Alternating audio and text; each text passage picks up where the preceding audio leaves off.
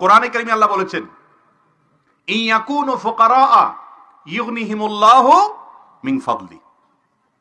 তোমরা তোমাদের অধীনস্থদেরকে বিয়ে শাদী দাও, যদি তারা গরিব হয় বিয়ে করলে আল্লাহ তাআলা বরকত দিবেন, ধনী করে দিবেন। ওমর রাদিয়াল্লাহু তাআলা আনহু বলেছেন, আজাবান লিমান তালাবাল গিনা মিন গায়রি নিকাহ। ওই ব্যক্তিরে দেখে আমার খুব আশ্চর্য হয় যে ধনী হইতে চায় অথচ বিয়ে করে না। তার মানে বিয়ে করলে কি হবে? আর আমাদের দেশে এখন অভিভাবকরা সবাই ছেলে মেয়েকে বিয়ে দেয় না, কয় আগে নিজের পায়ে দাঁড়া। আরে ভাই, সে কি আরেকজনের পায়ে দাঁড়ানো আছে নাকি? বলে যে নিজের পায়ে দাঁড়া। এই নিজের পায়ে দাঁড়ানোর এটা ব্যাখ্যা দিয়ে শেষ করা কঠিন। কারোর মতে মাসে 1 লাখ টাকা কামাইলে তারপরে নিজের পায়ে দাঁড়ানো হলো, কারোর মতে সরকারি একটা চাকরি পাইলে তারপরে নিজের পায়ে দাঁড়ানো হলো। এভাবে করতে করতে বিবাহ দেরি করে। বিবাহ দেরি করলে সমাজে জেনা বাড়বে না কমবে? বাড়বে।